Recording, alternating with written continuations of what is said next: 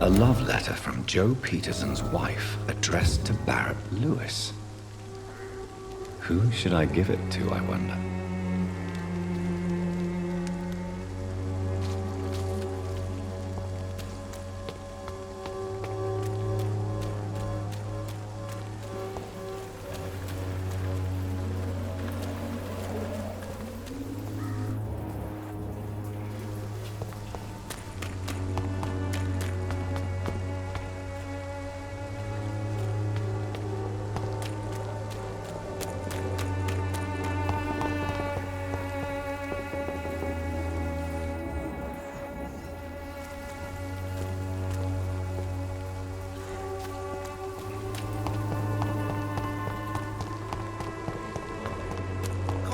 The other way this week, Joe? Come on, we can sort it out, right? It's not my call, Barrett. You pay one way or another. Please, Joe. How long have we known each other? We even used to be neighbours, for Christ's sake. I'd prefer not to give you another beating, Barrett.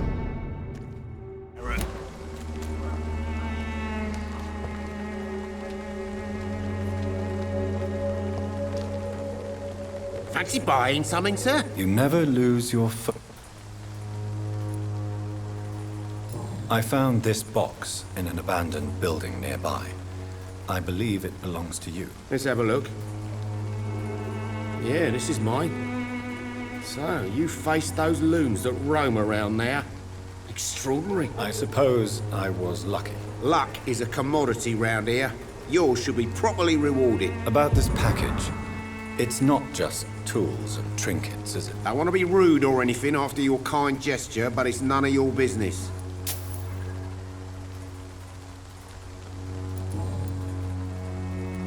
Barrett, you had an affair with Joe's wife, didn't you? Yeah, I did. She's the only woman I loved. My first regret is that she stayed with Joe after Harry was born. The second is I never shed a tear when she died.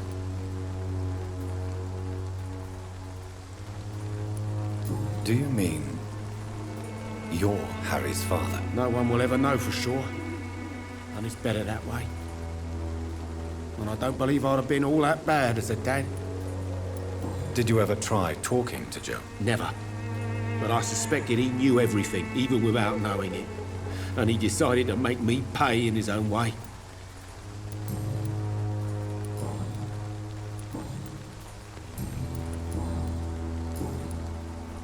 Goodbye for now, Mr. Lewis.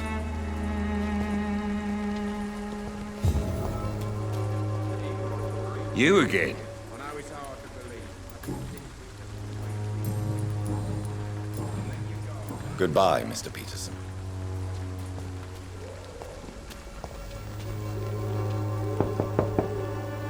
Good evening, Harry. Sure. Is there only pain and suffering in this world? So, I'm not bothered.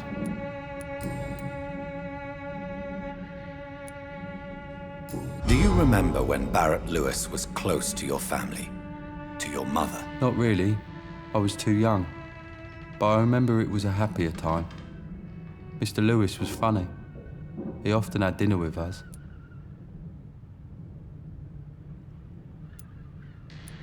Why are you sad, then? Because it hurts to remember a time when my father used to laugh and smile.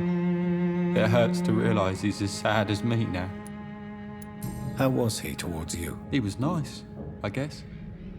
He never forgot my birthday. He always offered me books. I liked books.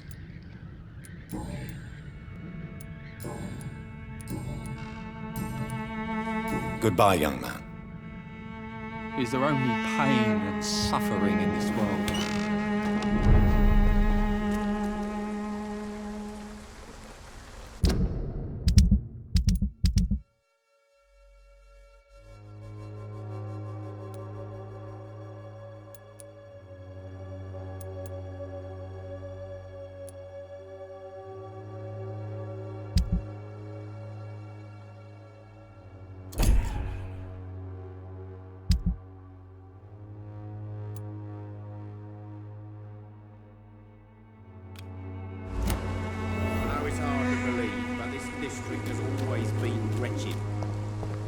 your guard down. Where's my money?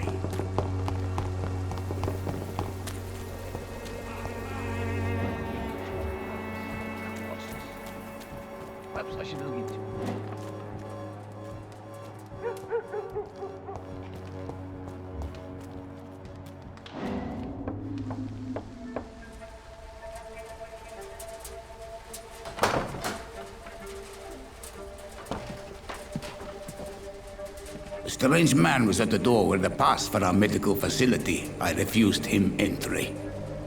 Darius, how could you know he didn't need our help? His clothes were too finely tailored to be from Whitechapel. Perhaps just a friend of that stray poet who is always about. Richard Nethercott? No, not of the same cloth, this man. I suspect some machination from that journalist. Clayton Darby. Is he still asking questions? Yes. I saw him drifting around St. Mary's Church. I swear he is tracking me, just downwind.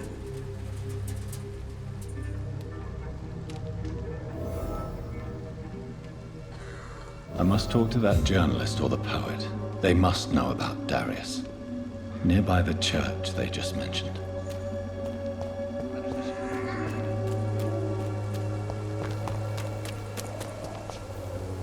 Maybe it's time. Mr. Bate. Evening. Goodbye, Mr.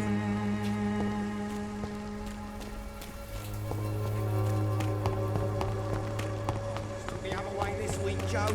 Come on, we can sort it out, right? It's not my call, Barrett. You pay one way or another.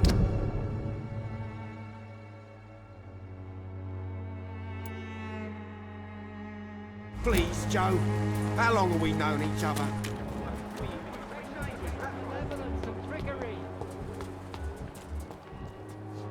You are blinded by your false faith, imprisoned by your daily routine, unable to see the true horror.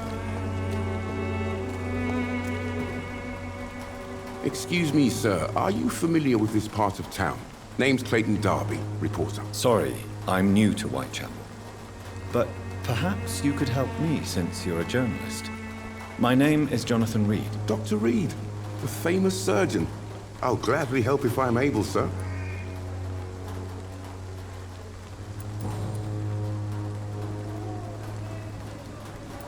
Why are the newspapers keeping silent about the Spanish influenza? It's as though none of you care. There's a war going on. People shouldn't be demoralized by news of deadly diseases.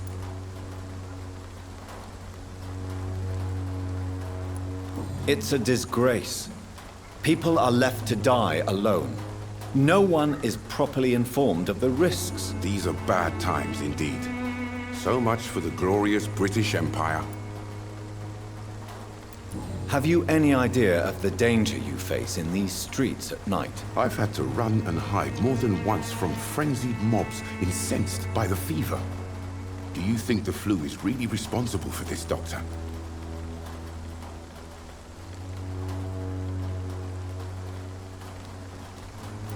That science is unable to explain the facts doesn't mean there is no rational explanation.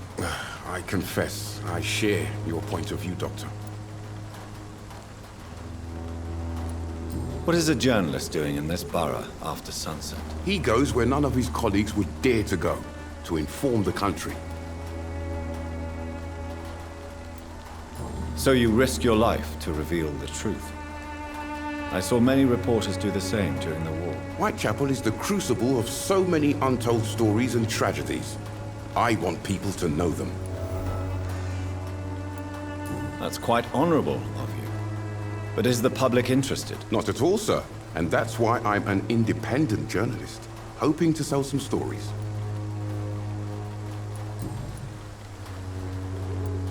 Christina Popper claims she sells her body because she can't find any other work. Do you believe her? Of course I do. Her story is exactly what I want my readers to understand. We live in an intolerant and divided nation. Do you think things will ever change, Mr. Darby? I believe the situation can only improve. And now that women can vote, I'm convinced things will change.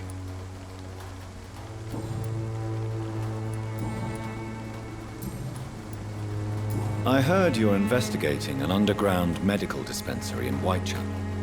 What do you know about it? Not much, I'm afraid. They are wary of strangers, and I'm not really an acquaintance of theirs. Why do you care?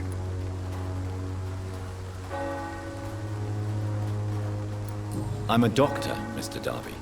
I care about everything involving public health and this epidemic. Are you sure you're not just concerned about the repercussions that a scandal involving a certain Nurse Crane from the Pembroke Hospital would bring? Without a doubt, you are a damn fine journalist, Mr. Darby. What do you know of her accomplice, a man named Darius? I don't know much about the man. He's very cautious. Never goes out. Doesn't seem to have any friends or family. He has no relatives at all? No. Except for that strange man, a poet named Richard Nethercott, who sometimes comes by. Darius would never let him in. Where can I find this Mr. Nethercott? He spends most of his time lurking around Whitechapel, talking to himself or declaring verses. These days, you can usually find him behind the church. He never goes out? No. A few days ago, he unexpectedly did. I followed him, but it was just a ruse to keep me away from his house. Really? How do you know? He went to the nearest mailbox, but just before posting his letter, he ripped it up and threw it away.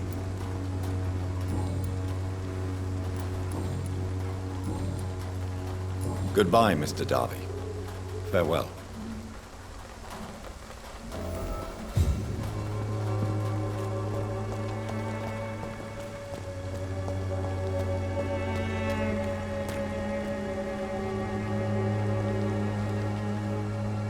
Pay me a glass and I'll be gentle.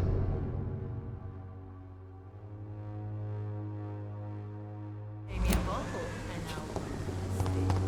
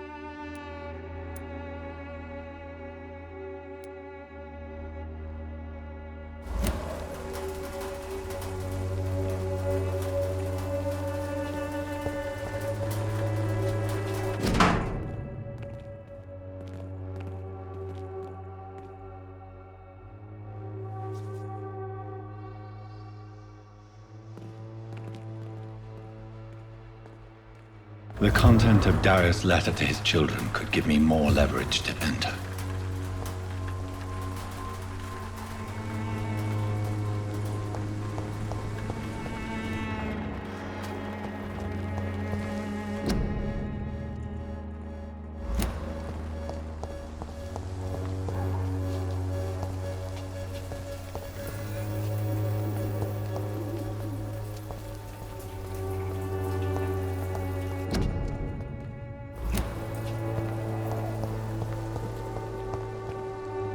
Good evening, miss. I'm Dr. Reed. I'd like to ask you a few questions. I know what you're thinking.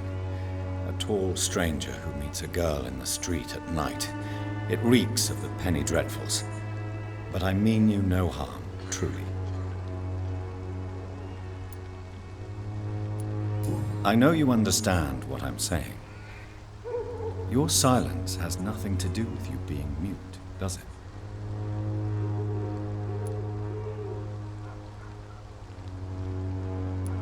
Melia, I know you work for Dorothy Crane.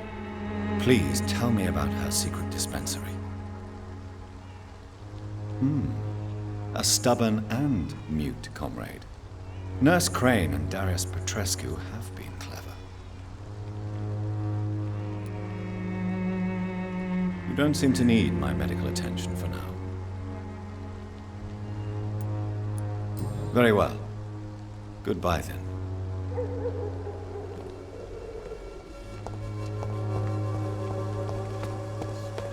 I cannot enter.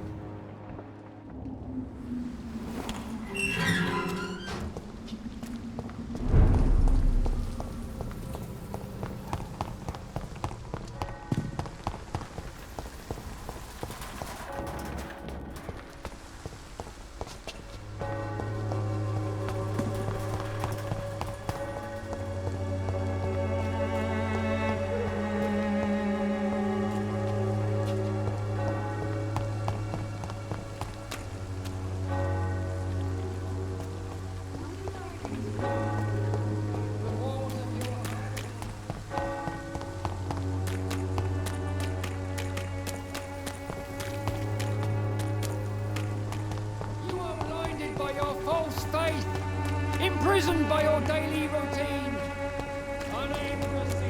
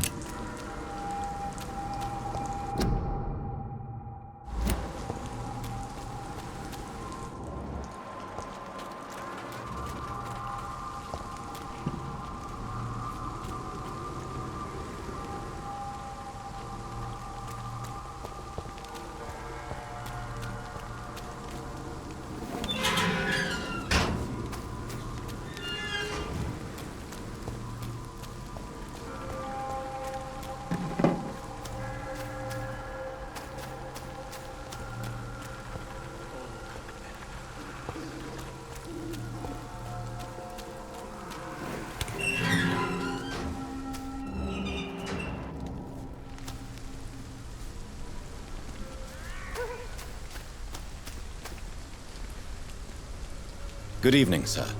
I'm Dr. Reed. I would like to ask you a few questions. Please be my guest. Although I may not be the best informant regarding this part of town, my words speak about that which the eyes cannot see. Really? Are you an artist of some kind? I'm a poet, sir. Richard Nethercott, at your service. May I ask what you're doing at this hour of night, sir? Do you live here? Not at all. I'm just enjoying the pleasure of a quiet walk. Though night talks are always preferable, if you ask me. Especially with strangers. If you say so. But as a physician in a time of epidemic, I must caution you to avoid unnecessary exposure, sir. Thank you, Doctor. But we both know the seeker of truth has to go boldly where the weak dare not. But are you not afraid of the epidemic? Oh, why should I? I see some equity in the Spanish flu. No flesh should be saved, say the scriptures. Good or evil, rich or poor, all are equal in the eyes of the flu. What are your thoughts on the terrible situation in this city? Terrible, you say? No. Of course, the death of so many innocents is a tragedy. But the scourge has not been all bad for the city. Oh, no, sir. What are you talking about? Do you remember London before the flu? Noisy, cacophonic, quiet nowhere to be found. And now, listen to this oddly peaceful silence.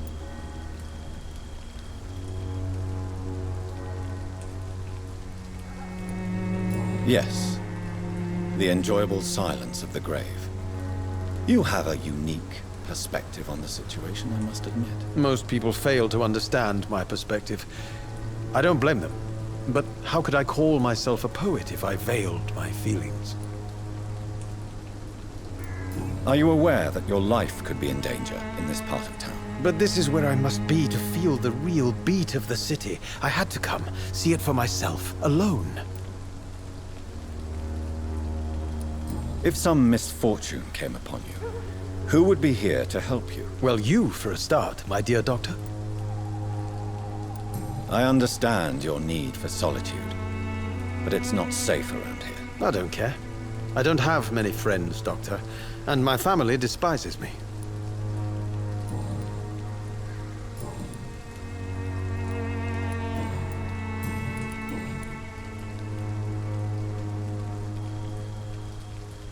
Tell me, Mr. Nethercott, why seek inspiration in Whitechapel? The place is not beautiful per se, but how to explain it? Stirring and challenging. Do you not think it a little morbid? On the contrary, sir. Whitechapel is full of life, full of beauty. Just like my dear muse, the wonderful Camellia. What can you tell me about Camellia? Not much. And that's the beauty of it. She can't speak, you know. She's a locked mystery who exhales kindness and sweetness. And have you ever tried to learn more about her? Where she lives, how she survives, whom she may know? Maybe I prefer she remains an enigma. Reality can be so dull, don't you think? Perhaps you're just afraid to find out the truth about your muse. One day, perhaps, I'll ask her to come with me. But will she still be my wild flower of Whitechapel if she moves uptown? In what way, exactly? The struggle by gaslight, the barren smiles and the added hunger under the rain. If you say so. Such vibrant antagonism and vivid paradox, the stripped humanity raged across each street. Vivid, of course, yes. And what about the poignant distress? Oh yes, the poignant distress. You see what I mean, don't you? That's what I want to write about, and that's what Whitechapel is made of.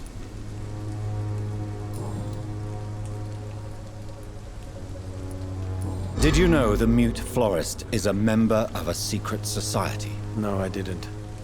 But I thank you for this information, sir. For it only enriches the mystery surrounding the precious Camellia. Are you not curious? Is there not more you wish to know? That girl has not an ounce of malice in her. Whatever she may be hiding, it's certain to be for the benefit of most, if not all. I fear you are a hopeless romantic, Mr. Nethercott. Guilty as charged, Dr. Reed.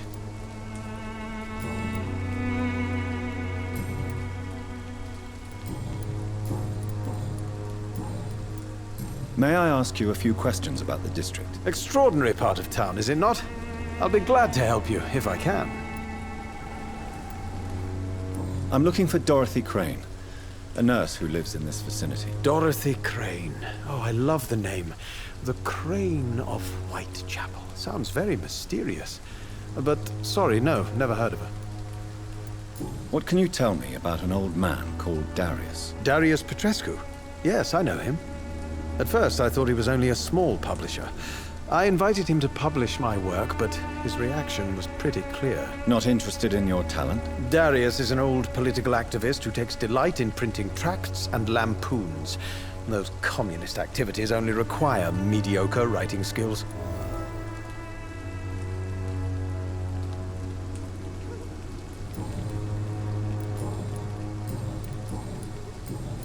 I'll leave you alone, sir. Darius is a bit less of a mystery now. It should not be that difficult to incite him to let me in. Morbidity can breathe its own beauty and grace. Whitechapel is not just disease, desertion, and despair.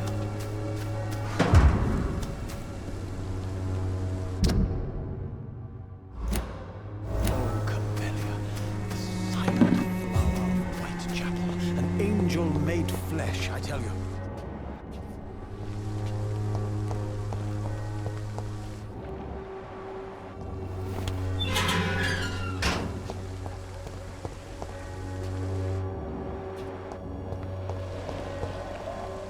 Hello again, miss.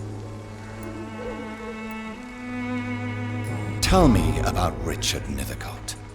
I understand he is quite fond of you, Camellia.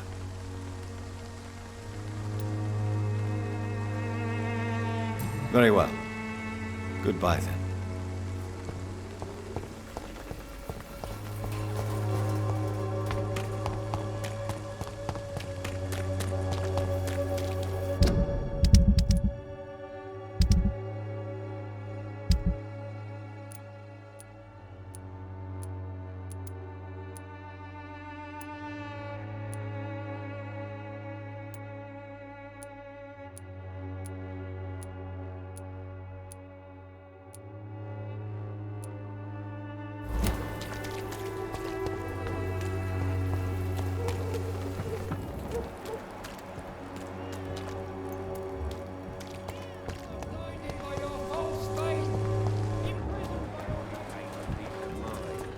Can't you just look the other way this week, Joe?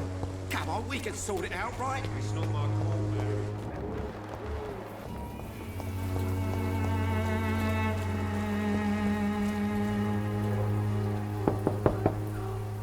Mr. Petrescu, just 1 minute, please. You again? Go away.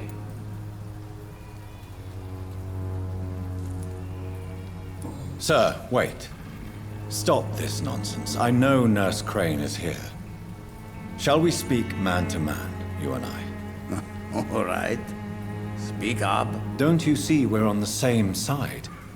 We fight to help the poor, sick, and abandoned. I'm nothing like you, Mr. Doctor. Yes, you are. You too believe in providing medical care without charge. You know what we have to sacrifice to make the world a better place. I have to admit your words have conviction. All right, I'll let you see, Dorothea. Don't make me regret this, though.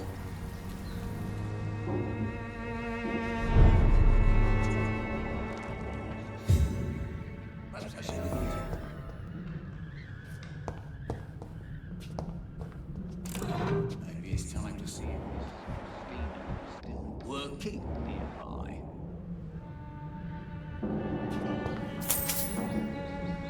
This district seems to get uglier.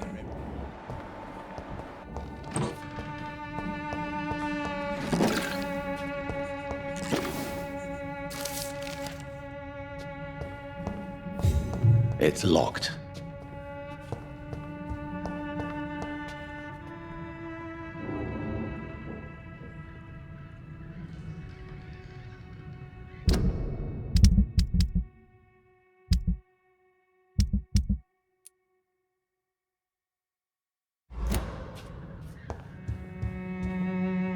If you want, We've not been formally introduced.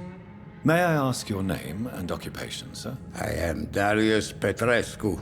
I'm here to keep snitches and spies away from Dorothea. And I also run this little print shop.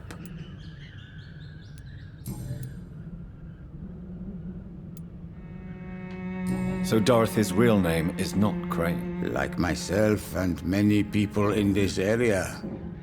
Dorothea is from occupied Romania. That's all you need to know.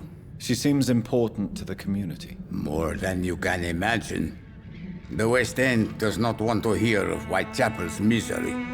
Dorothea is one of the few doing something about it. Tell me everything you know about Camellia, the mute florist. I do not believe in the afterlife, Doctor, but I'm almost convinced Camellia is an angel. She volunteered to give out our medical leaflets. Who is she, really? Do you know where she's from? She's not from around here, that's all we know. Camellia is not even her name. It's her favorite flower. You say she has no close family? Well, there's that awful poet who constantly follows her around like a lost puppy. A good man for sure, but a very poor writer. Are you not worried for her safety? She is as brave as she is tough, and clever too. If only I had met her when I was younger. Are you in love with Camellia, Mr. Petrescu? Don't be stupid. If I had met her when I was younger, we could have won our revolution. Tell me... I do not...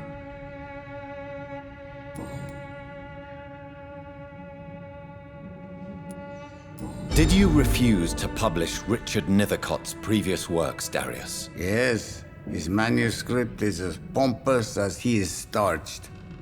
Now there's a man who loves the sound of his own voice. You could have told him so. As a great writer recently said, politeness is the most acceptable hypocrisy. Tell me... I do... Are you in... Don't be... Who is... You say... Well...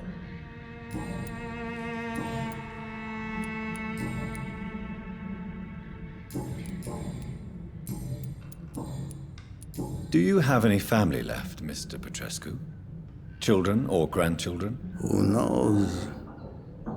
I have abandoned my people for so long, they might as well be dead. As dead as I am for them, I suppose. Don't be embarrassed, sir. If you must know, my own father disappeared many years ago, and I forgave him. It's quite awkward to talk about our families like this, but... Thank you, Dr. Reed. I appreciate your trust. This war won't last forever. Did you ever think of returning to your country now it's free? No. I have taught strength and determination to my sons and daughters.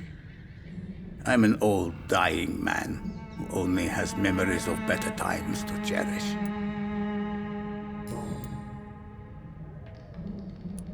How did you meet Nurse Crane, Darius? Why does she trust you? I'm her oldest friend in England. Dorothea and I share many ideas about this country and about the country we left. You mean occupied Romania, don't you? Even if not directly, I fought against your enemies. Really? Then perhaps you have more in common with Dorothea than meets the eye, Dr. Reed. I know you fought for your country when it was occupied, Darius. Tell me more about it. I know my days are numbered, and I know I won't see my homeland again. But I fought for Romania all my life, and I will until my last breath. But Romania escaped the grasp of the Austro-Hungarian Empire. It's a free country again. But it's not the country I fought for. My homeland is not appeased, Doctor. And I still see a dark future ahead for my people.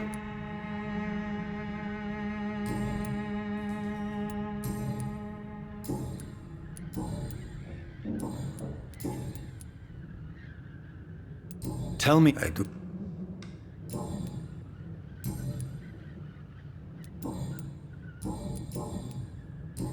Goodbye, Mr. Petrescu.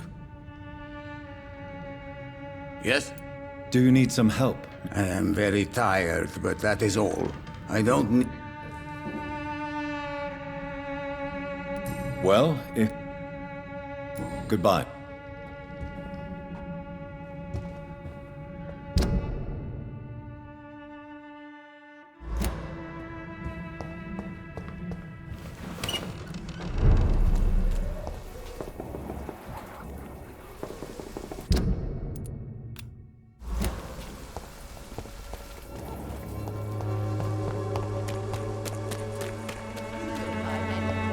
Even the flu is no match for the Swanborough cordial.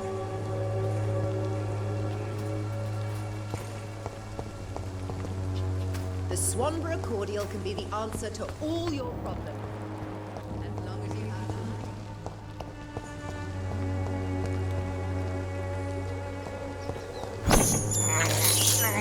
I can't believe I'm doing this.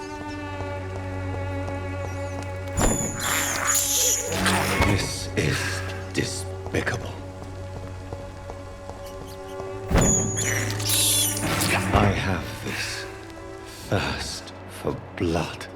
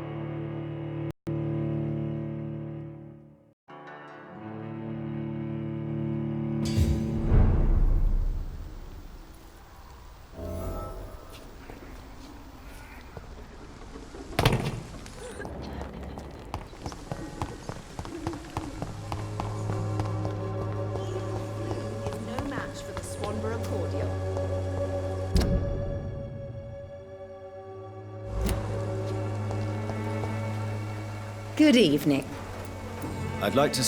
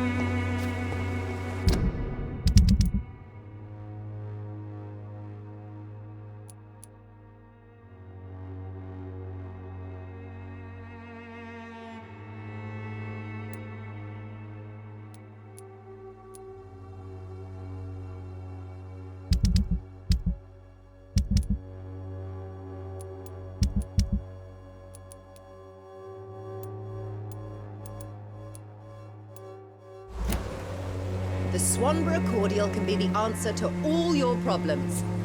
As long as you have the money. This district seems to get uglier every year.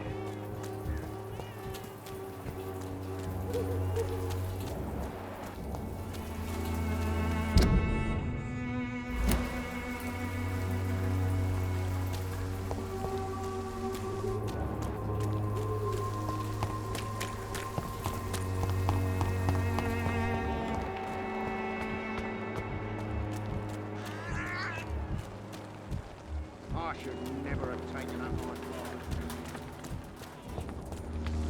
You are blinded by your false faith. Imprisoned by your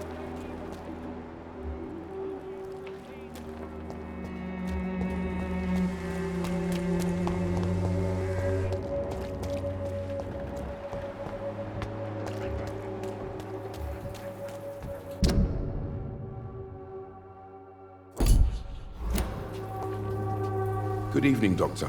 Can I help you? Do you need assistance? That would be nice of you, Doctor. Who knows what I may have caught during my investigation. If you persist in investigating the most pox-ridden boroughs of London, you must accept the risks. Thank you, sir. Goodbye, Mr. Darby. Farewell.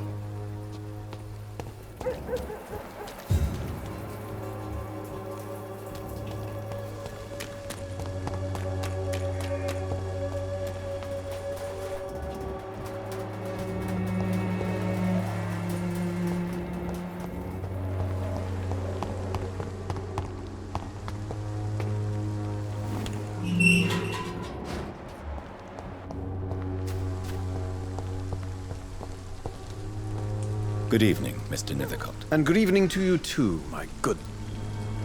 Do you need medical attention? It may be wise to... I understand your appetite for words and macabre beauty, sir. But you should be more... The nutrition of my mind is more important than my physical health. But I appreciate your concern. You don't really make a living from your scribblings, do you, Richard? No, sir, I don't. I work so hard. I put all my time, my energy, my devotion into the precise carving of words.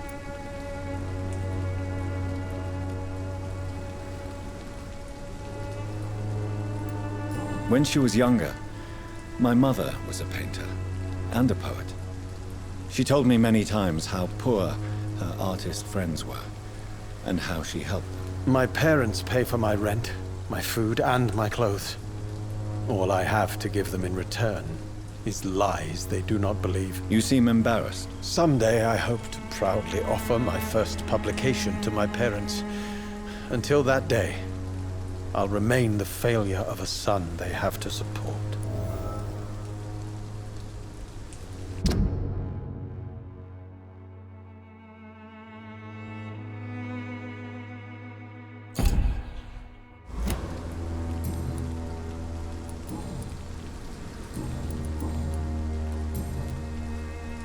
I'll leave you alone, sir.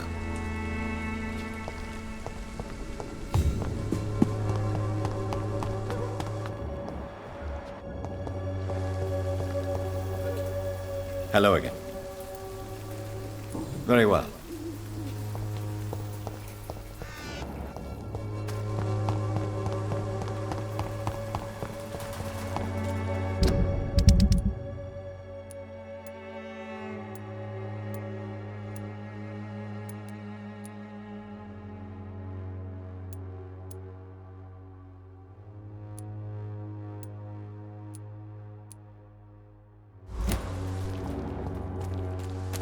Most of them don't speak English. How am I supposed to interview them?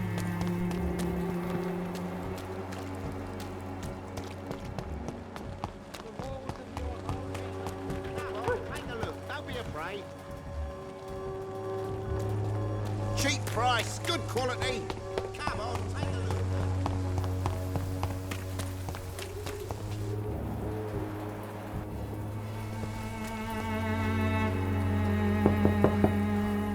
Hello, Mr. Petrescu. Hello, Dr. Reed. Come on in.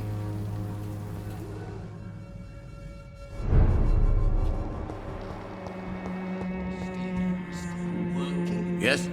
Do you need some help, Mr. Petrescu? I am very tired, but Well, I think you do.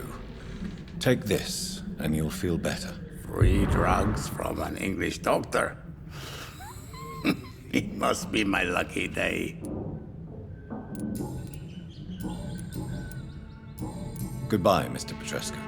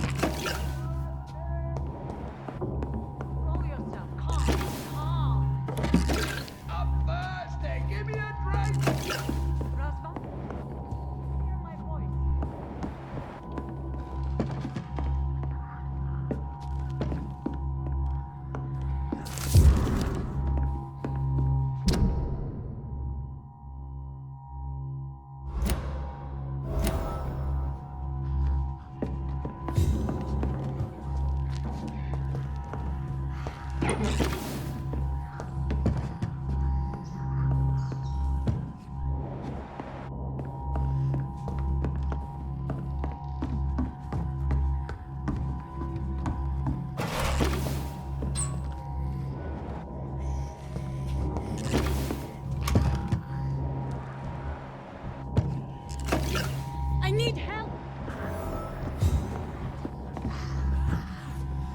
What do we have here, nurse? Patient Razvan Vasily. High fever running on 3 days. Complaints of dizziness, muscle aches, and head pain. Diagnosed with influenza. Treatment? Aspirin and salicin for the fever and discomfort. Liquids for dehydration, but he's having trouble keeping even water down. Thank you, nurse. Anything else I should know?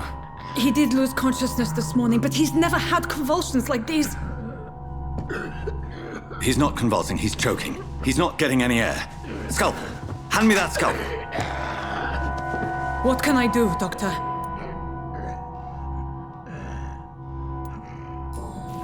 It's too dangerous to operate with these convulsions.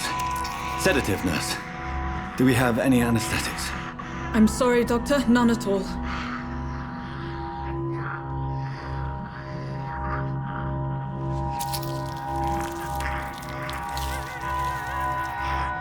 I need to perform a tracheostomy. Short pipe. That rubber tube will do. We're going to cut a passage for air through the neck. Yes, Doctor. He's breathing again, but he's coughing up blood. Internal hemorrhaging. I need to make another incision into the chest cavity to drain the fluids from the lung. Prepare another tube. A thoracostomy? Doctor, we've nothing to fight the infection. We need an aseptic environment. Right then, Nurse Crane. What do you suggest we do? I've no idea. I'm not the doctor. Time is of the essence. We need to perform a thoracic drain. Yes, Doctor.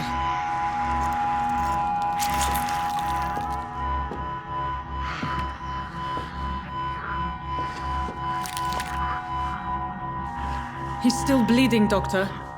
I'm losing his pulse. The drain must have punctured the intercostal artery. There's too much blood. Are you all right, Doctor? I can't see.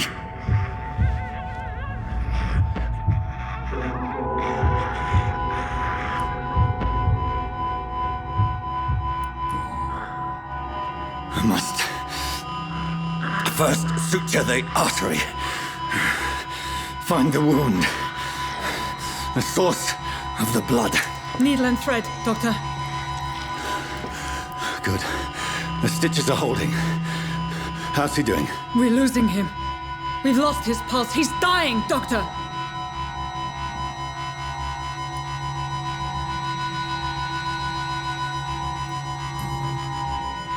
Cardiac massage, now. Cardiac... What? Are you making this up as you go along?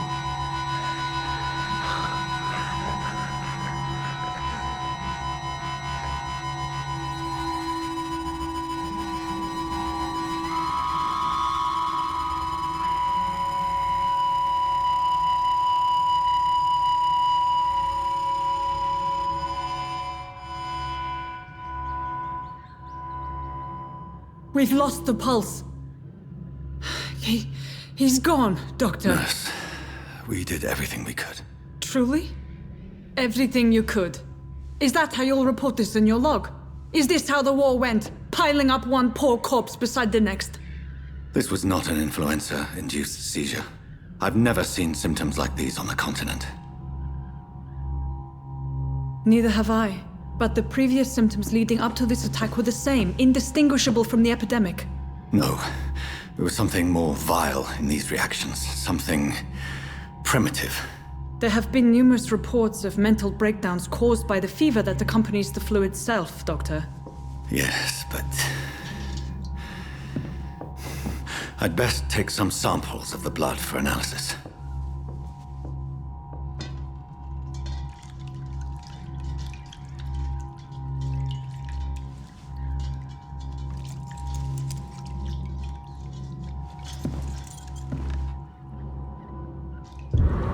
You're here to test my bedside manners.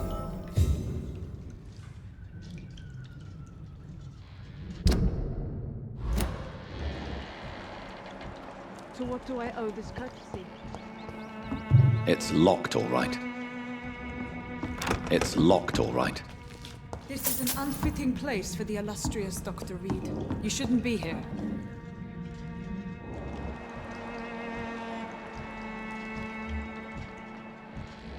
Razvan was getting better with the treatment. I suspect it was more than intuition alone that led you to us. So, how might I be of service, Dr. Reed?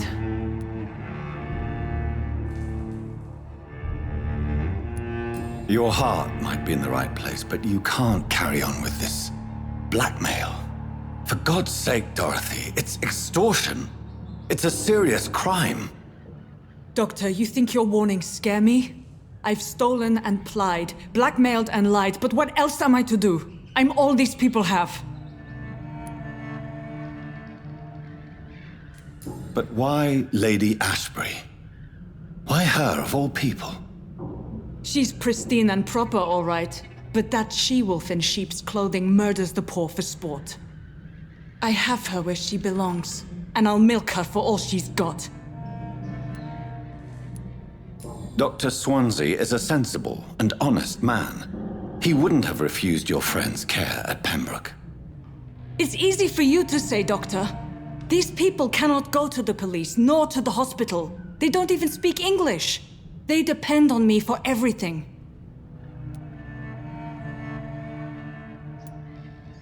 So, the end justifies the means. Is that your defense? I know you're kind, Doctor. Just another fine-heeled, silver-spooned gentleman who was given the world on a platter. You know nothing of poverty. Nothing of the shame, the hunger, the loneliness. You've convinced me of the sincerity of your actions and their noble justifications. But all the same, blackmail is a crime, and it will stop, Nurse Crane. So, are you going to turn me over to the authorities?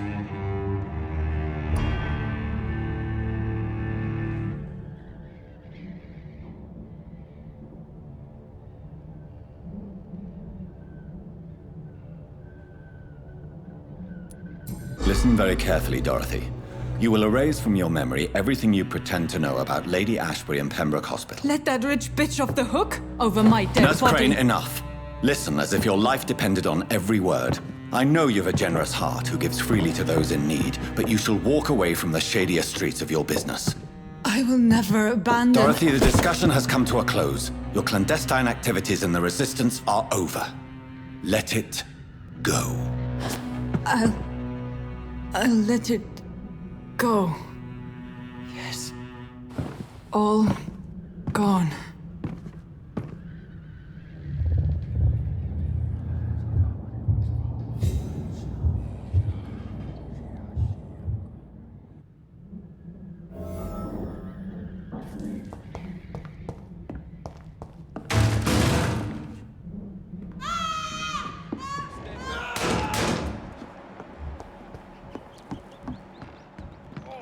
This one stinks already.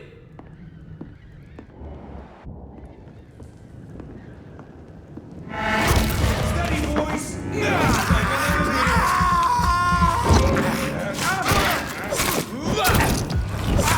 He's done for!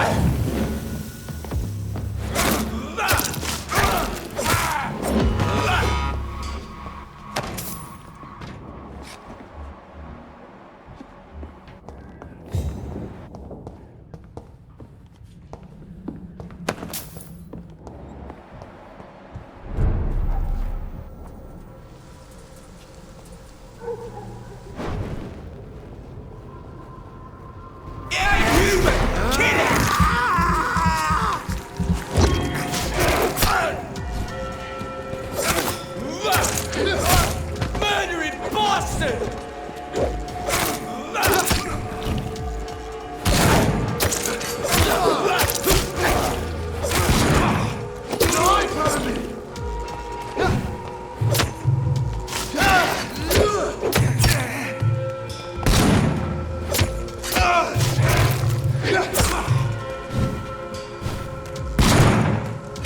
Kill you!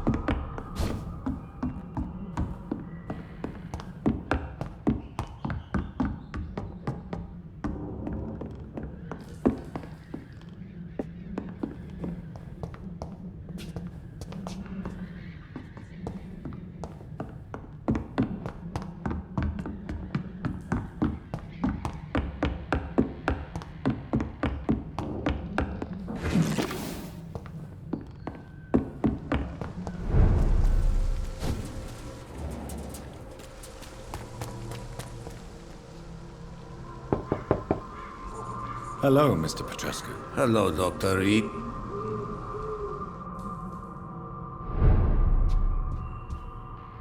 Yes? Goodbye.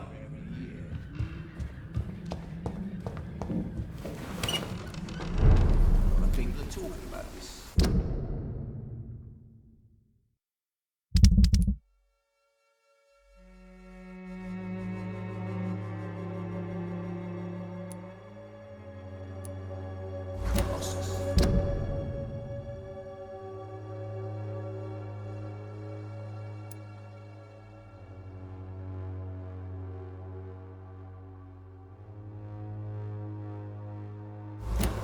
Perhaps I should look into it.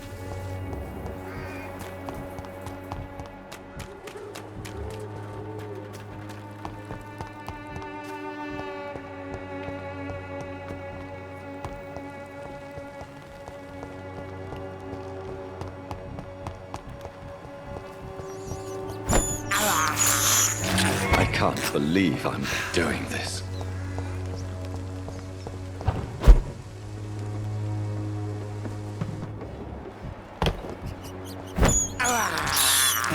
This is despicable. I can't believe I'm doing this.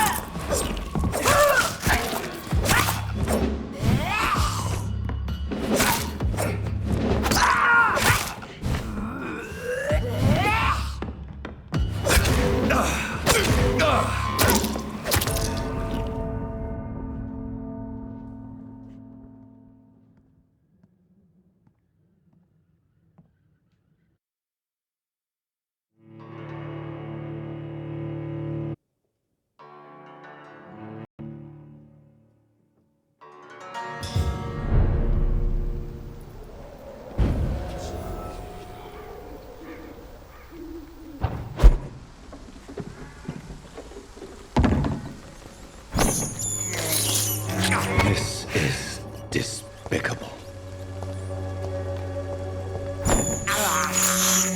I have this thirst for blood.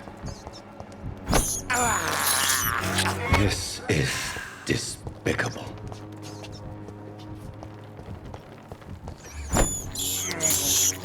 I have this thirst for blood. This is despicable.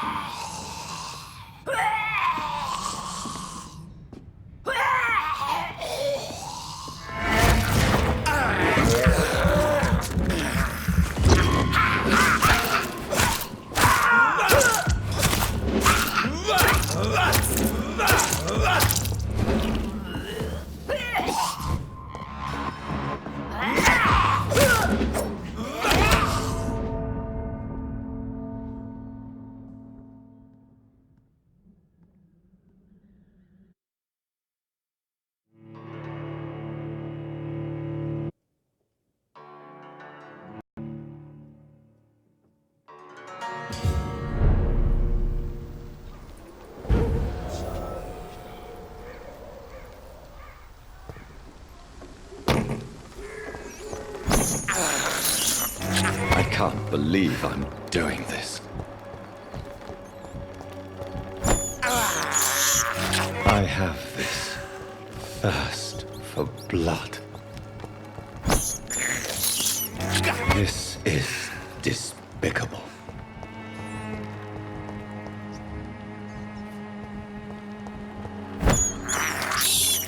I have this thirst for blood.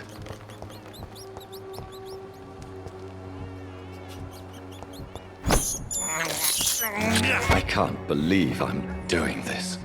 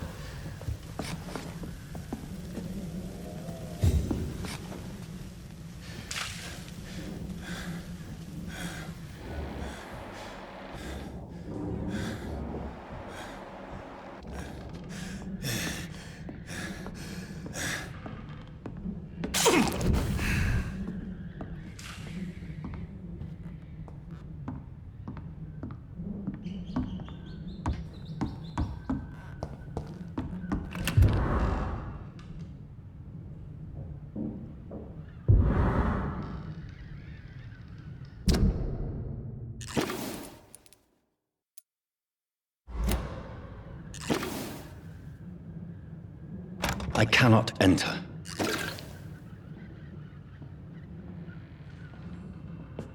It's locked, all right.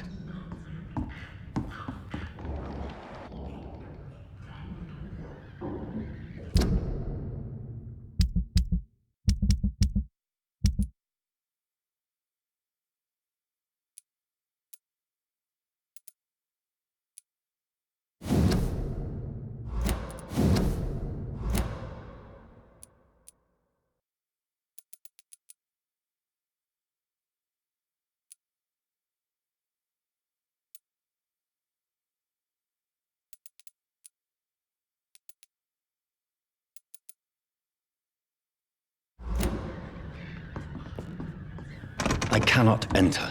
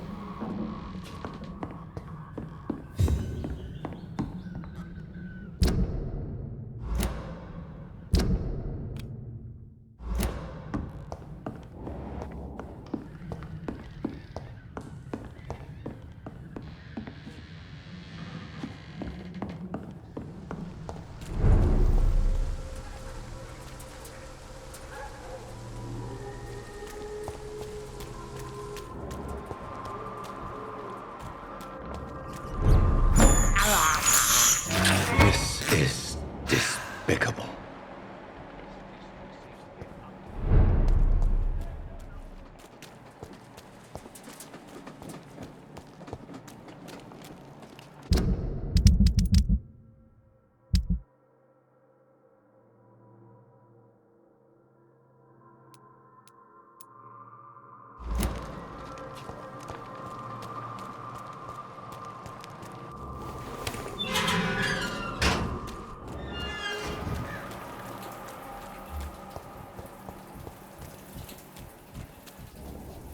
Mr. Evening. Goodbye, Mr.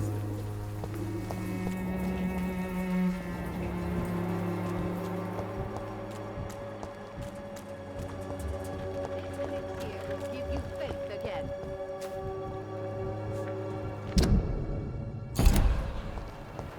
Its effectiveness has been proven by many.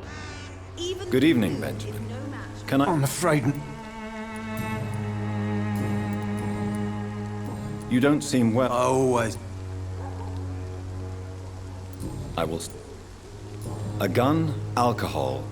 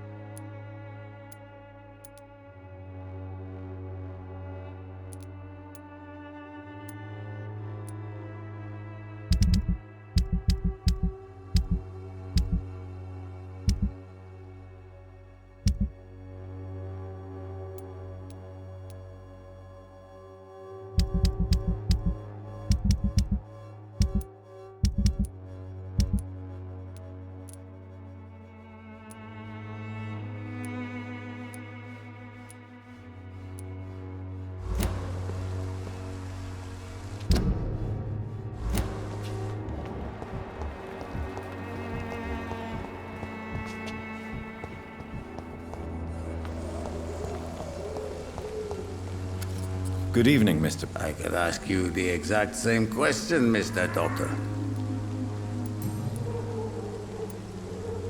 What do you plan to do now that Nurse Crane is gone? I'm not sure. Strange men came to see me after Dorothea's death, with strange weapons and very odd stories. What kind of stories? Stories all Romanian children know. It was as if I was home again. Vampires, Mr. Doctor. Vampires. You believe them? Aren't you too old to hold a weapon or listen to scary stories? Yes, I am old and alone and will die soon, but if these stories are true, maybe I have found myself another cause. Are you living on the streets, Mr. Petrescu? And why not? Those who believe they'll be safe behind walls are blind. What about your house? My house is always open to any poor soul needing a roof. All my work here is lost now that Dorothea is gone, thanks to you. Why are you so aggressive? I remember the night you came here and convinced me to open my door to you, sir. I'd like to punch you right on your chops.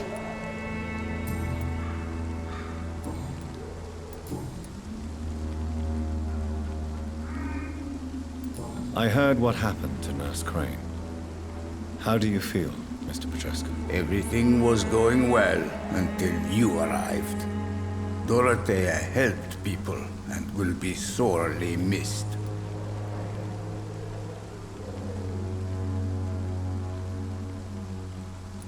I regret it too. I wish she'd continued working at the Pembroke Hospital. She was a good nurse. So you put an end to the operation. Did you put an end to Dorothea as well? You seem to have a lot on your chest, sir. What's wrong? I heard you are a famous surgeon. Tell me, what did you do to Dorothea? She was so bright, so clever. Then you made her an empty shell. I didn't use drugs or medical trickery, Mr. Petrescu. All I did was talk to Nurse Crane. I promise you. But what happened to her then? After you left, she did not even recognize me. Then she got careless and sick, and I had to flee. Tell me... I do not...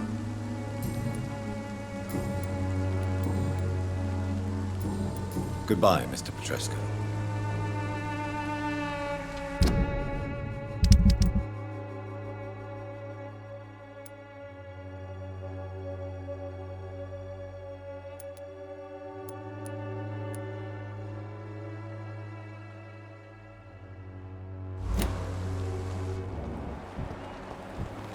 City. Death is all around us.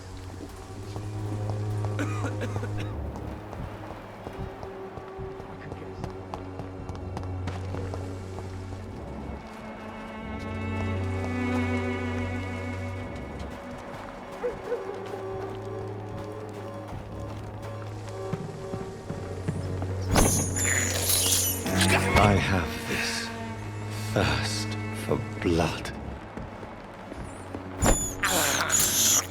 I can't believe I'm doing this.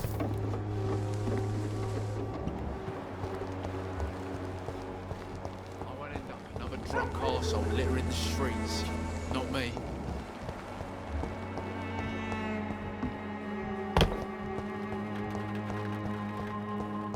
It's locked, all right.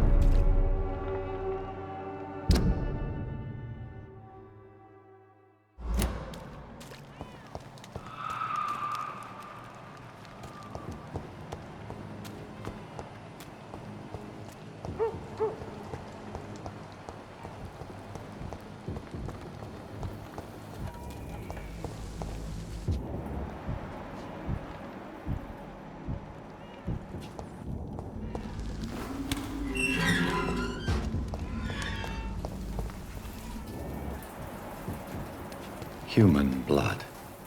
Whoever left these marks did so deliberately.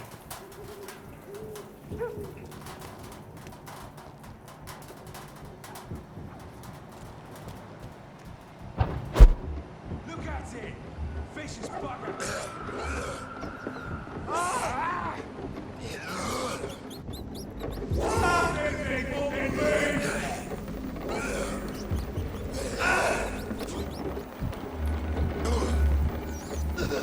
Fuck his boss!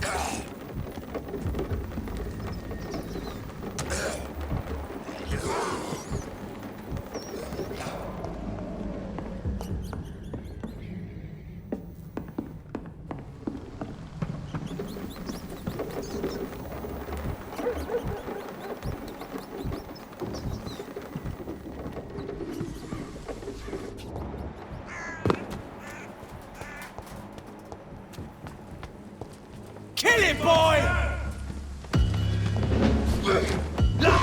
Bruce the leech, boy!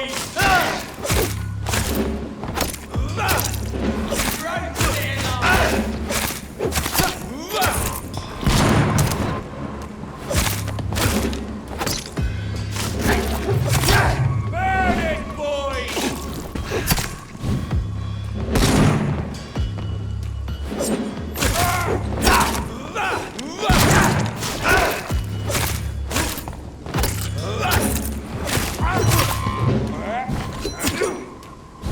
I'll take its head!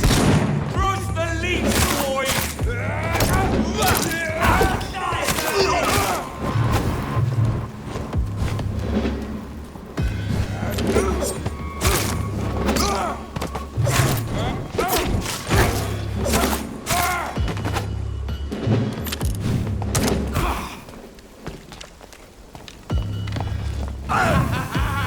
Don't like burning, does it?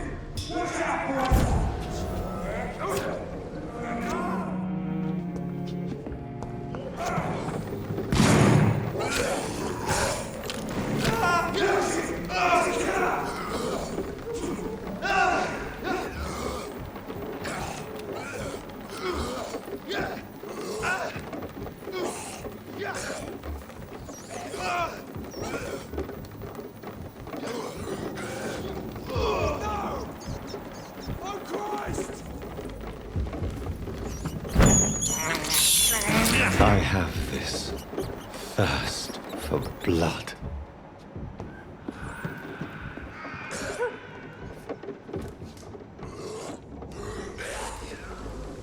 Let's see how it lies a bit of fire!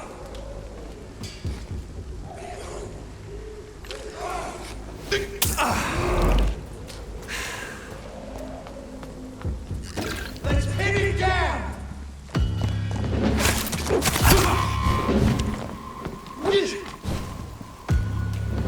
Murder! That's what you do with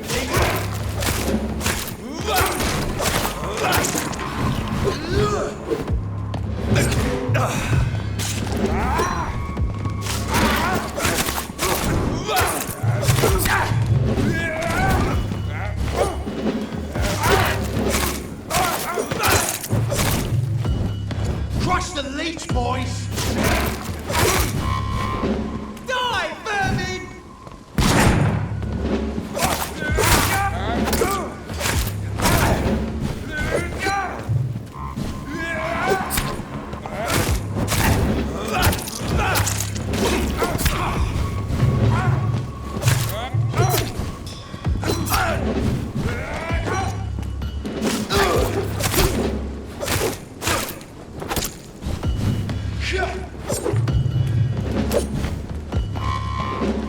Burn it, boys! Die, vermin! I'll kill it!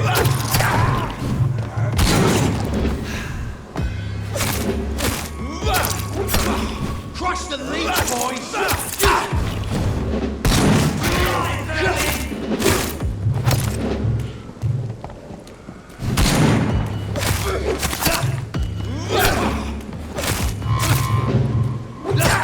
Burn it, boys!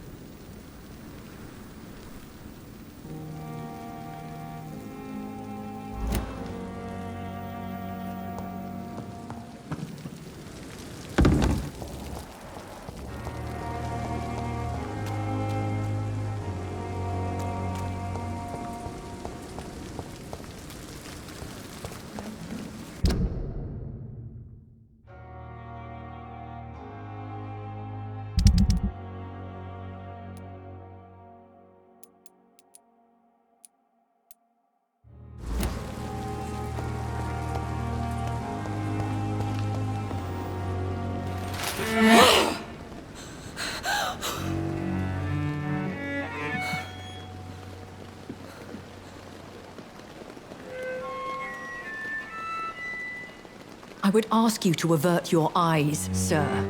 Or did you not know it was rude to stare? I knew it. Speak up, Dr. Reed. I like a man who speaks his mind.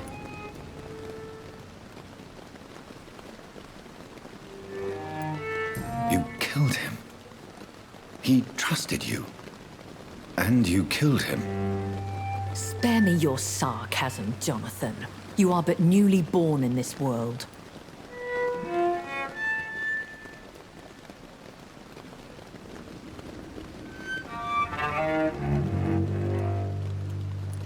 So in the end, the accusation was true, wasn't it? The situation is somewhat awkward nonetheless. I have not been observed sustaining myself for many decades. I have to say I'm a trifle embarrassed. Anyway, I have concluded my inquiries concerning your blackmailer. I see. Please excuse my agitated state. Under normal circumstances, I wouldn't let anyone see me in this condition. The case is closed, your ladyship. The person who took advantage of you has, shall we say, seen the error of her ways. So who was it? My lady, the blackmailer was dealt with using the utmost discretion. The culprit's identity is of no relevance. Thank you, Jonathan. That is exactly what I needed from you. You have proven your loyalty, so, as a friend, please accept this small token of my appreciation. Thank you, my lady. If you have an inclination to learn more about vampires or your current situation, I will be glad to aid you in your quest for knowledge.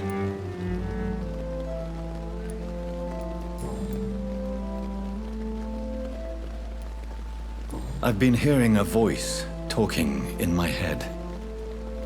Is this some kind of insanity?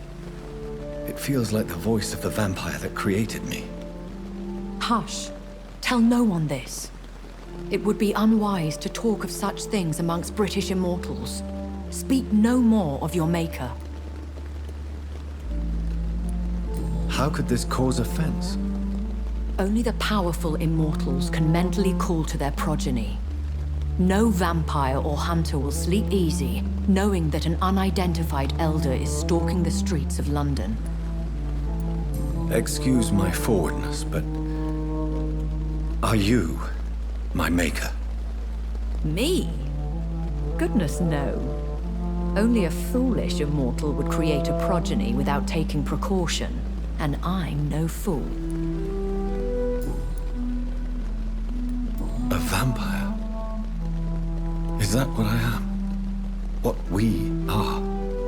Such a crude word, defined by penny dreadfuls and drunken hacks. No. You are now an Ekon, and that you shall remain. So we are Ekons. How can I identify us amongst other vampires? How to put it? All Ekon are vampires. But all vampires are not Ekon. We are but a branch of the immortal tree. Are you an Ekon too? Yes, I am. We are the closest thing to what man refers to as vampires. Forget what you think you know about us. I don't understand. Why was I created and then left for dead? That is a question only the one who made you can answer. It's not normal practice. I doubt even if you find him, he will answer you, considering how cruelly he treated you. So me being a vampire could have been a mistake. I very much doubt it, Jonathan. Contrary to the legends, it is not as simple to make another vampire by just biting someone. I'd like to avoid creating another vampire by mistake anyway. Tell me, how is it done? The process is dangerous. It could even kill your potential progeny. If you did decide to sire an offspring, they must drink of your blood, Jonathan.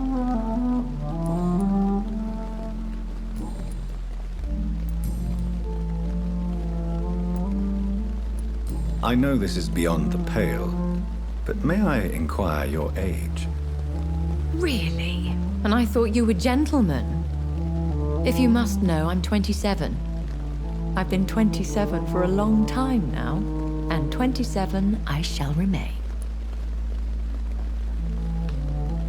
Very well, but I believe there is more to this than you are saying.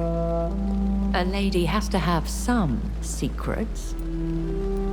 And who bestowed upon you this eternal youth? My maker. He left this isle a long time ago. Why does Dr. Swansea allow you to feed on the patients of the hospital? Dr. Swansea is a good and compassionate man. He is trying to find a solution for our hunger. Until that happens, he is clever enough to understand that I only feed upon the dying. And no one suspected you of the murders? As you well know, suspicion has recently fallen on me of killing for pleasure. But you have my word, Jonathan. I take no pleasure in taking a life. What do you know about this Brotherhood of St. Paul's Stole? The Brotherhood is well known amongst London Vampire Society. As long as our kind is discreet, and as long as they do not interfere, we have come to a mutual understanding. Why did you save me in the canning factory? I could hardly stand by and watch such a promising young blood as yourself be torn to shreds by some gutter scowl. William Bishop wasn't the vampire that created me then? No, Jonathan.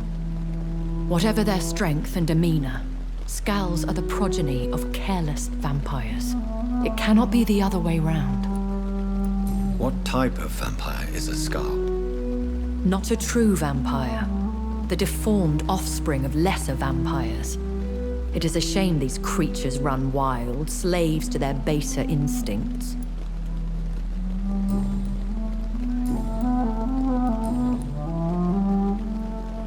Are there many vampires here in London?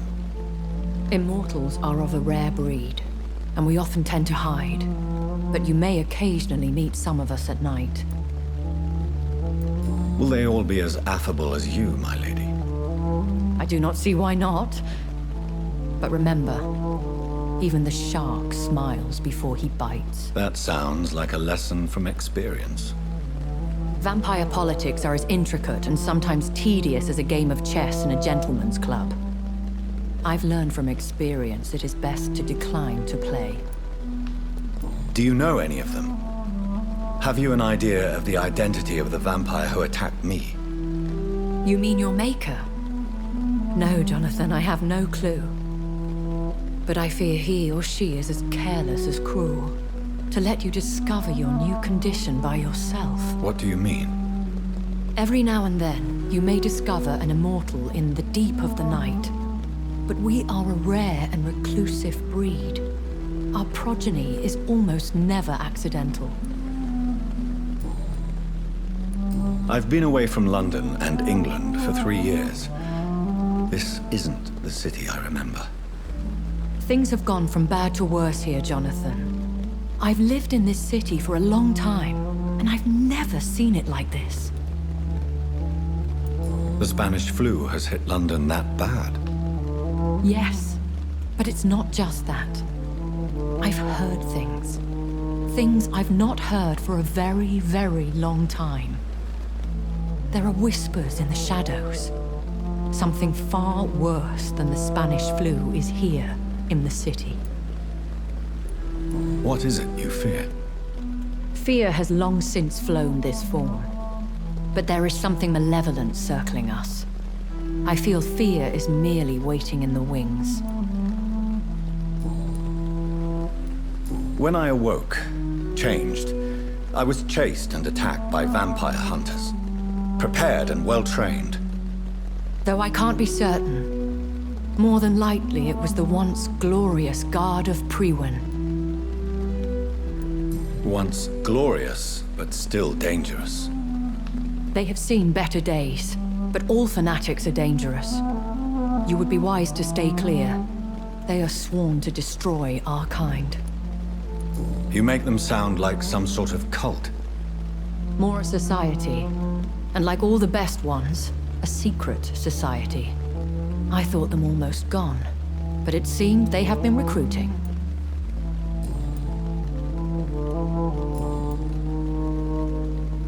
I bid you farewell, for now, my lady.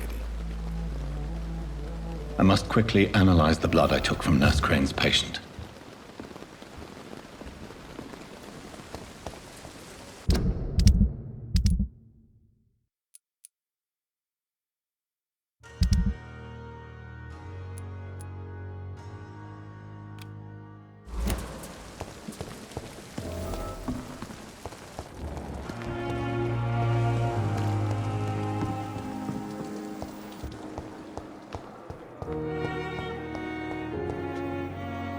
Good evening, Miss Howcroft. How are you tonight? I need blood, Doctor. Warm.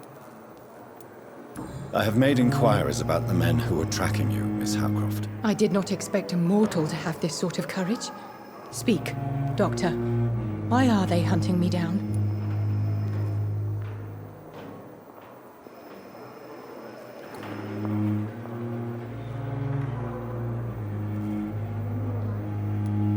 It was a misunderstanding. These hunters were in fact looking for a very different creature, but they mistakenly put their sights on you. I knew it! I have become undone. Those hunters have discovered me, but they don't know what I'm capable of. If you'll accept some advice from a petty mortal, I think you should assume a low profile and just quietly disappear into the shadows. You are right. And you have served me well, mortal. Take this as a reward for your time. Perhaps I will allow you to drink deep of my blood. One day. Thank you. I'll keep that proposition in mind.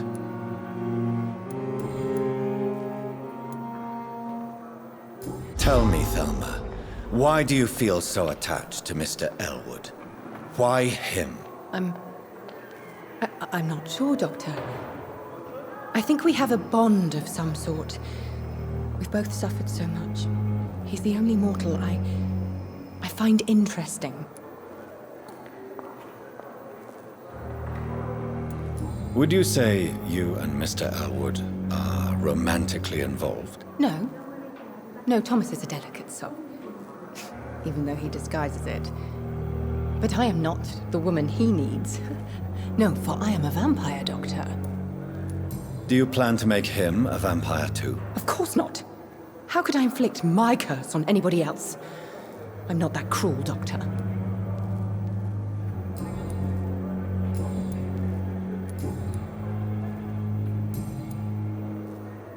I'll leave you, Mistress of the Dark.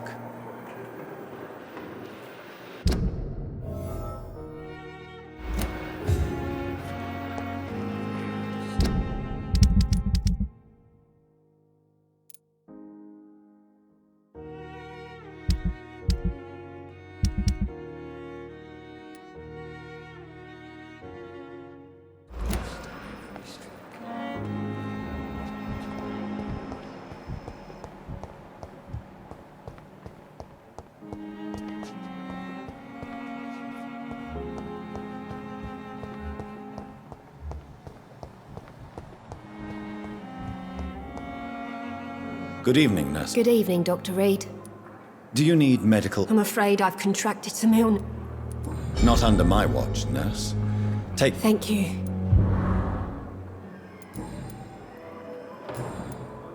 Goodbye, Nurse Hawkins. It's locked.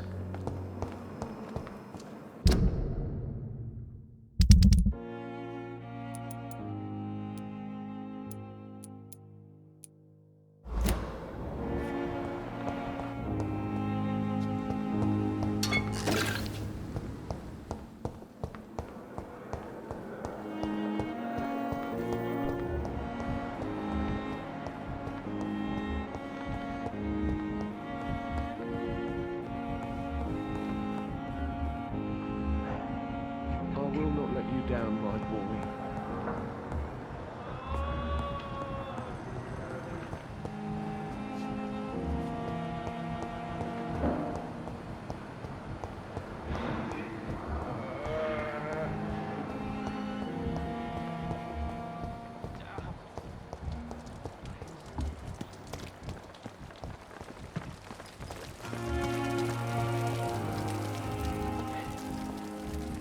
When I get back, I'll have a word with Tom.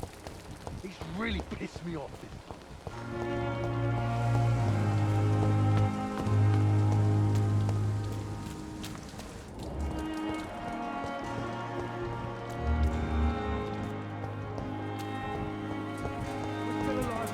It's locked. Can't you be satisfied with that? We have no reason.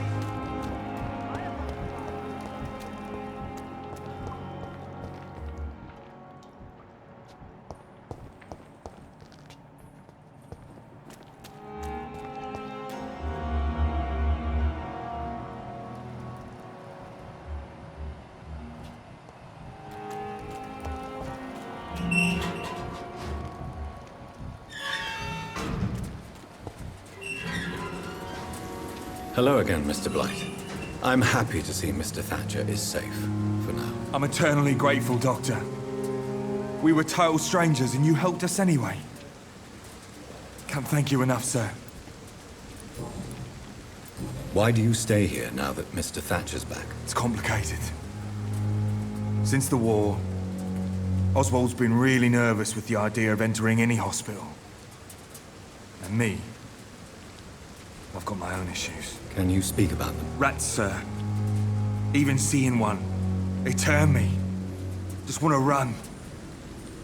It's that fear that stopped me from going after Oswald when he left. You are always welcome at the Pembroke Hospital. As a former officer, I'll be honored to welcome a fellow veteran. I'm not giving up on bringing Oswald back to the hospital. I just need to convince him that he needs some help. Perhaps he needs to reach that decision by himself. Could you speak to him? He doesn't usually listen to doctors, but perhaps because you've been through it, you can talk him round. What can you tell me about the war, Mr. Blight? If you want to speak about it, of course. War was...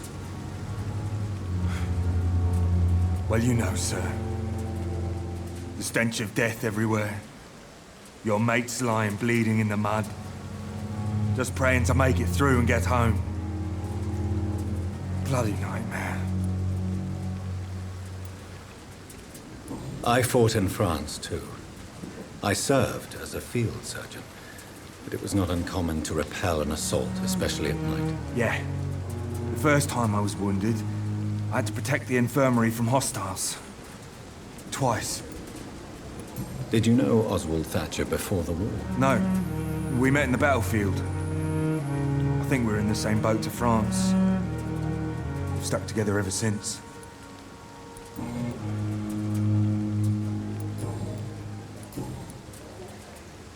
What caused your phobia of rats, Newton? It happened last year following an artillery attack.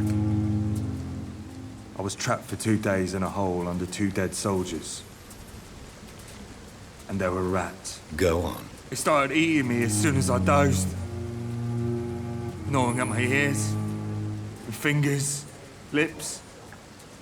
I couldn't move. Couldn't call for help. I see. No, you don't. You have no idea what it is to wake up buried under bodies. Fucking vermin eating your flesh. Oswald. He found me and saved me.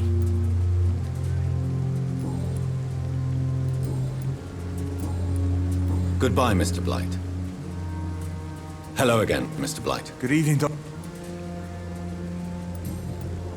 Do you need medical... Afraid so. In the war... Throughout history, some diseases have done more damage to armies than any weapon created by man.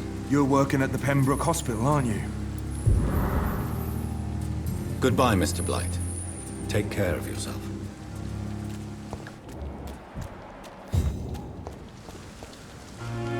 Hello again, Mr. Thatcher. Do you feel any better now? Yes. This neighborhood may stink of dog shit and reek of piss, but to me it smells like the purest mountain air. Do you need medical attention? Don't get me wrong, sir. I'm certain you have your reasons, but let me assure you, I'm not like other doctors you may have consulted with. It is true. You risked your life. Do you want to talk about why you have this fear of being enclosed, Mr. Thatcher? No, I really don't. An irrational fear like yours is usually rooted in a specific event. Perhaps it would help to talk about it. Well, Doctor, take a guess then, if you're so interested in my case.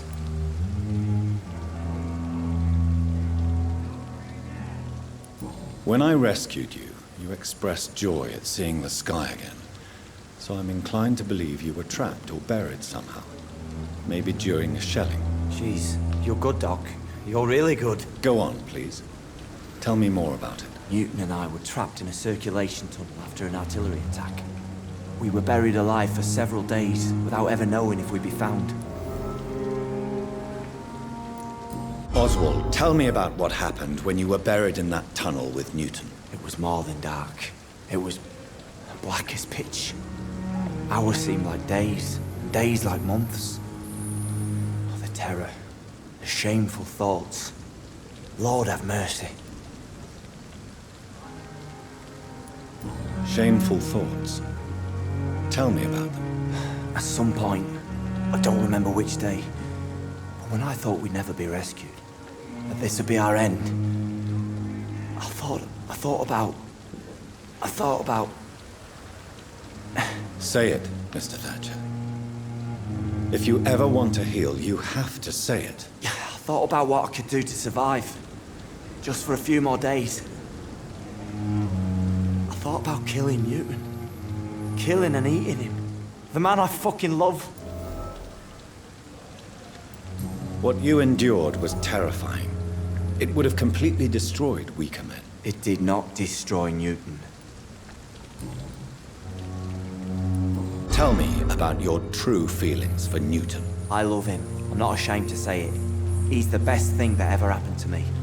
I can't imagine life without him. Why should you be ashamed? I'm not, I said. But Newton sees it differently. I admire your honesty. It takes courage to stand up to society. The world needs people like you to create change. Courage is what we needed in the trenches, looking death in the face every day. I speak plain. I speak my mind. Have you always been this straightforward? All I know is, before you saved me by the sewer, my only regret was I wouldn't be able to hold or kiss Newton again. I love him, that's all.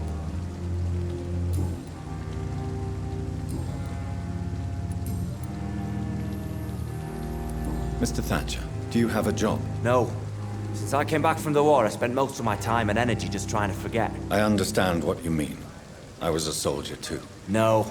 Nobody can truly understand what I've gone through. Why were you locked in that sewer? What happened? I went by the canal after an argument with a friend.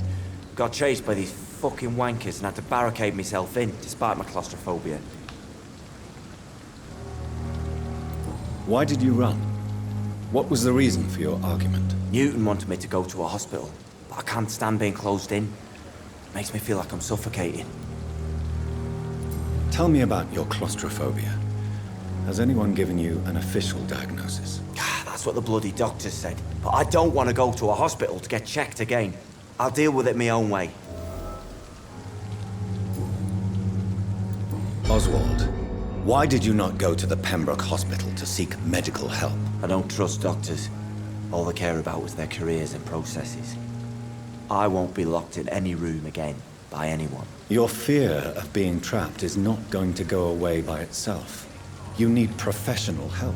I've seen enough butchers in white coats to last a lifetime. Hospitals reek of chemicals and death. What I need is fresh air.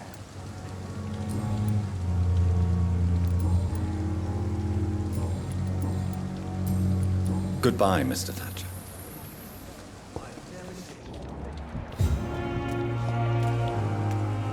Hello again, Mr. Good evening, Dr. Reed.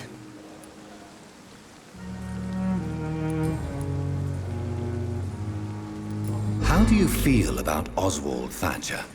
You are more than friends, aren't you? I love him. I love Oswald. We knew we wouldn't survive the war without each other. But I am terrified, Doctor. What frightens you so much? What if people find out? Oswald says I'm ashamed, but it ain't that. It's more, well, you know, I never thought I'd love a man.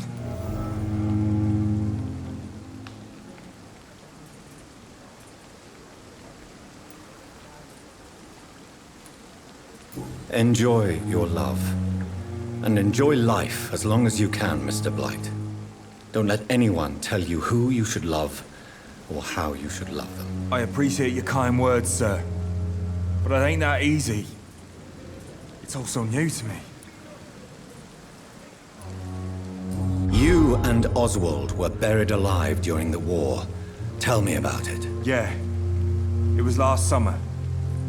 A shell hit our trench and we were buried for a week. Oswald seemed far more traumatized than you by the event. It wasn't the first time it happened to me. Surviving it again gave me strength. You believe that? How did you survive for a week? Luckily for us, there were rations and water in the tunnel. It was an outpost, see? Since then, Oswald's not keen on being inside for too long. Goodbye, Mr. Blight.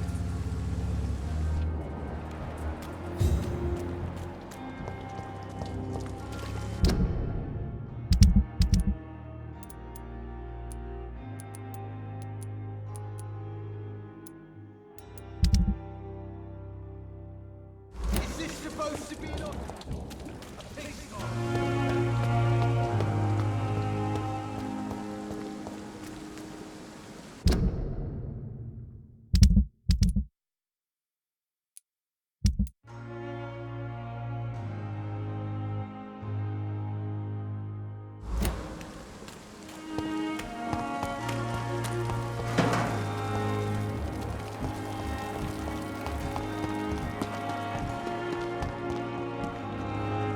Good evening. Good evening, Doctor.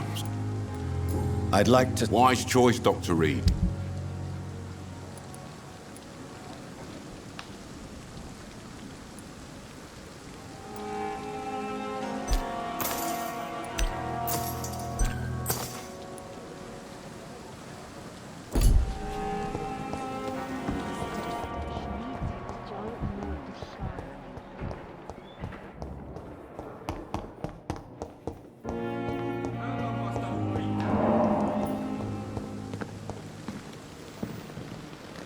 Good evening.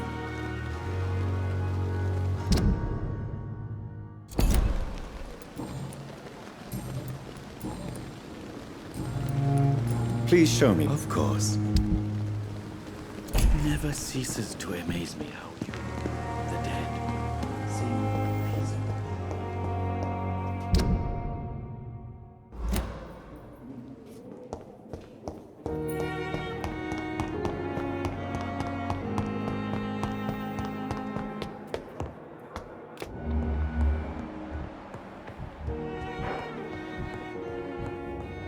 Not now.